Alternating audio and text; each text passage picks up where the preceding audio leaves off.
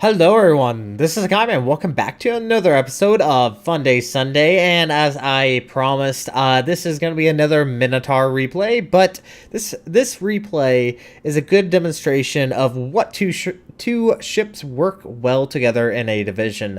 As you can see, I am joined with a good friend of mine, Jay, and his Des Moines, and this combination with a Minotaur and a Des Moines it's deadly. It's very powerful. Highly recommend it, and I will talk a little bit more. But first, let's see where we're playing at and what teams or what ships are on our teams. We are playing on North. We have a Midway at Montana, Yamato, 2 Iowas, 2 Alabamas, Tirpitz, Des Moines, Minotaur, and a Baltimore. On the enemy team, there is a Midway, 2 Montanas, Iowa, Missouri, Bismarck, Amagi, Zal, Moskva, New Orleans, Shimakaze, and a Fletcher. As you can see, the enemy team has 2 destroyers, 2 R1s, so they do have the destroyer advantage, which is unfortunate. And coming back to the whole combination of using a Des Moines and Minotaur working very well together, it's pretty good. I highly recommend if you are in a division with a Des Moines and Minotaur. They work really well. Now, the reason why I'm saying this is that the Minotaur has smoke, so it allows you to disappear if you need to. Obviously, if there's any radar hydro, you'll be detected. Enemy Shimakaze does appear.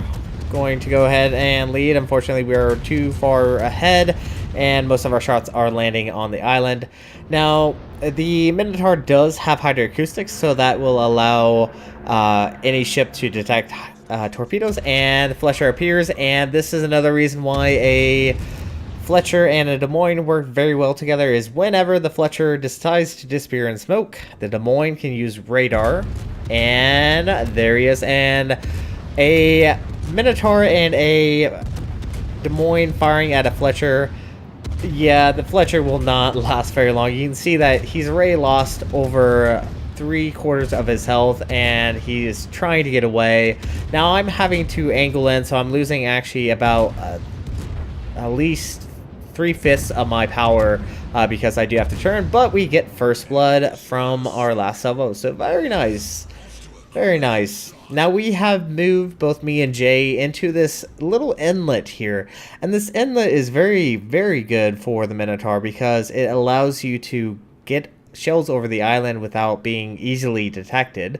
And obviously this will also protect you from torpedoes. Now I kind of run aground, which is unfortunate.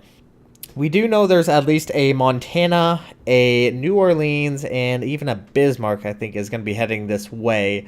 I am currently being detected by the enemy aircrafts. I believe we have a scouter.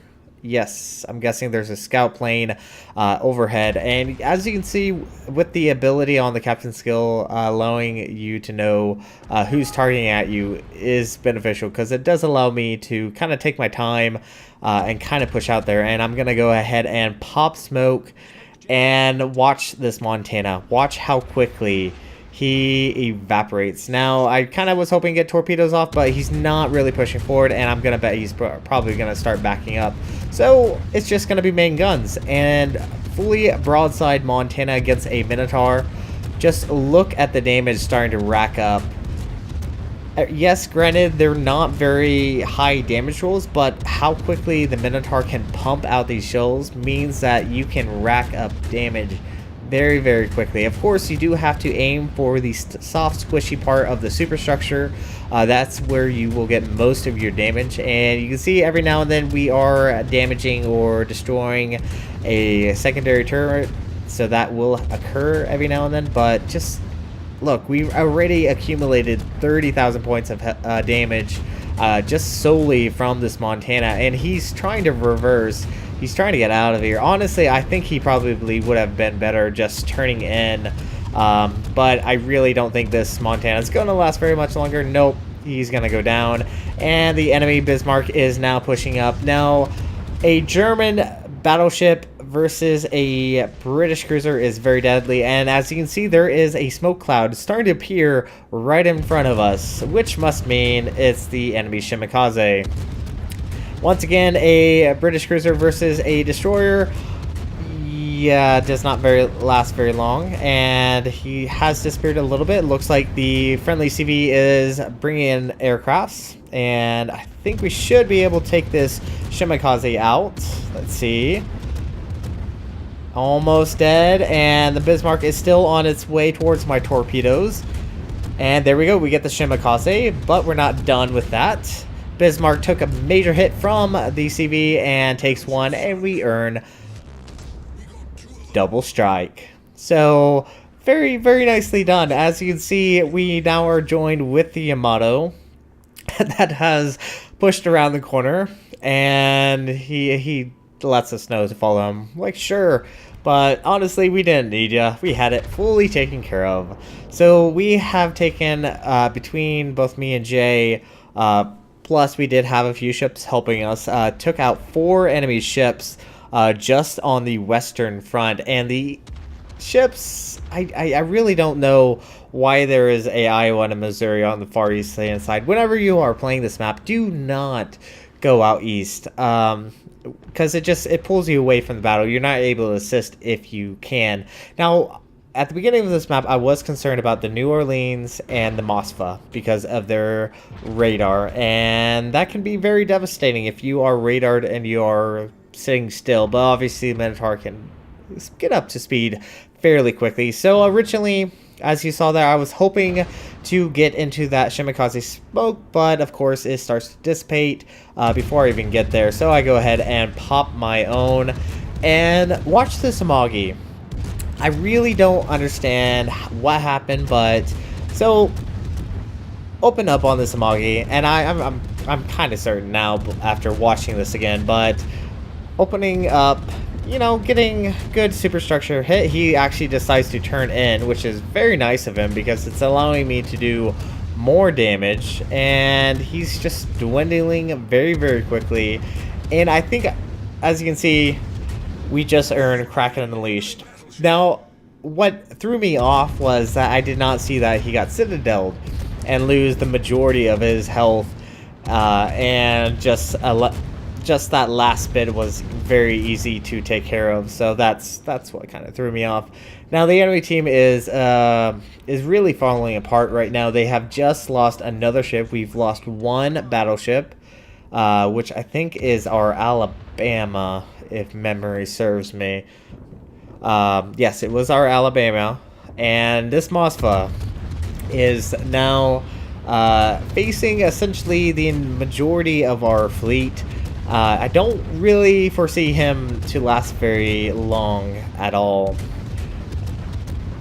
So it was a kind of quick battle. It was a kind of quick battle for a tier 10, to say the very least. Usually tier 10 battles take a very long time, but you can see with the angled Moskva that we get only every now and then penetrations. It's not the easiest to actually get damage against a angled Moskva. Now it looks like we are having a jam, and it looks like the friendly Turbis is actually pushing my friend out of the way, which I don't think he meant to, but it was actually rather funny that we had this jam. But our smoke has dissipated, and that must mean that we need to move, and the enemy team probably doesn't like me. As you can see where this Montana focuses aim at, you can see we are detected, and here comes the shells, but the British cruisers have this amazing ability to turn, and we're able to dodge every single one.